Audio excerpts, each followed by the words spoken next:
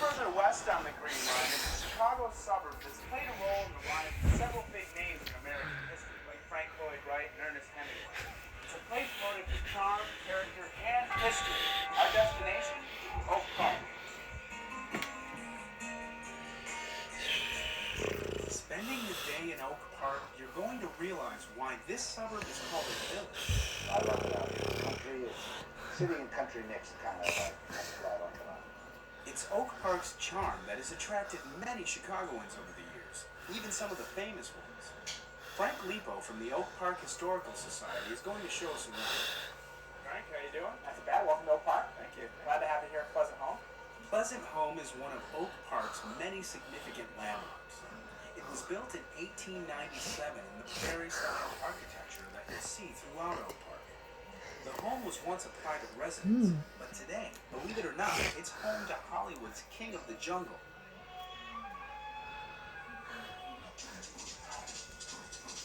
So this is the Tarzan room.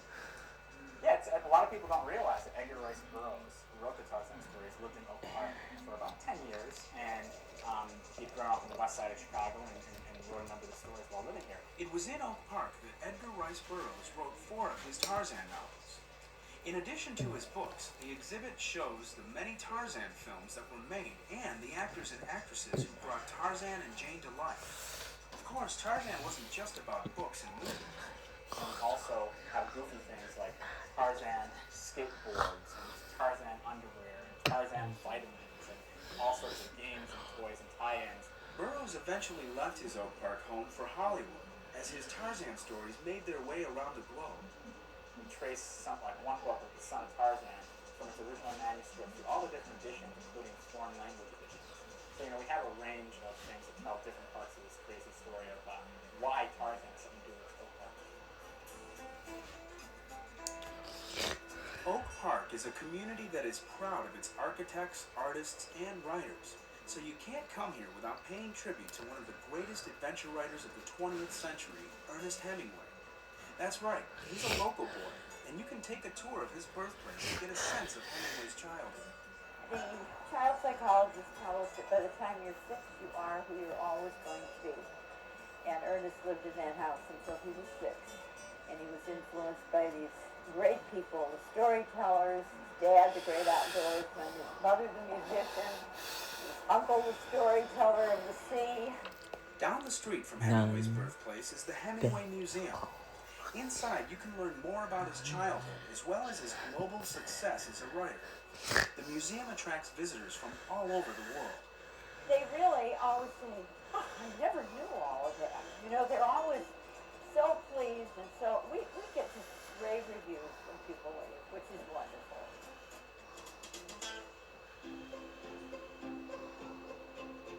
The streets of Oak Park are filled with architectural treasures, thanks mostly to Frank Lloyd Wright, the creator of the prairie style of architecture. Wright built his home and studio here in 1889. After that, Oak Park became known as the birthplace of American architecture. Mr. Wright's architecture is really appealing because he was such a creative person. He was way ahead of his time. And a lot of the ideas that he incorporated into the home and studio here are things that people are still copying today. He lived in Oak Park for 20 years with his first wife, Catherine, and their 6 children. He used his home as an architectural laboratory where he tried out designs before sharing them with clients.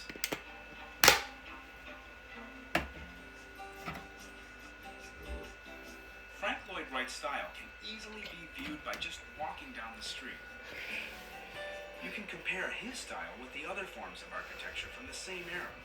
People take walking tours of the Frank Lloyd Wright Prairie School Architectural Historic District, which includes 4th Avenue, just one of the many streets. And some people have said it's sort of like a living museum of architecture. Finally, Frank Lloyd Wright's style can also be seen in Oak Park's Unity Temple, which he proudly called his little jewel.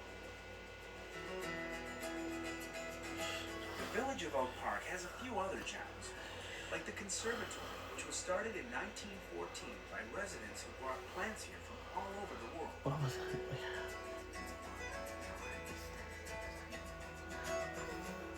Strolling in the neighborhoods, you might also come across one of Oak Park's parks. We're in one of the half dozen parks in Oak Park. Tell me a little bit about it. It's Austin Gardens Park, and originally it was the Austin family estate. And this family, very influential family, formed local banks. They were behind the temperance movement in Oak Park. Oak Park was a dry community for 100 years, no sale of alcohol.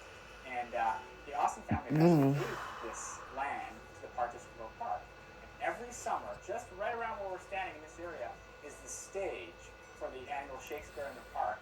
Thousands of people come here for the festival, which runs throughout the year. So on your next trip to Oak Park, you can take in, let's see, Shakespeare, Hemingway, Frank Lloyd Wright, Tarzan. Hey, is it true that Bob Newhart is also from here? A quick way to get to Oak Park from downtown is to take the Green Line or the Blue Line westbound to your destination. The CTA also runs buses to Oak Park.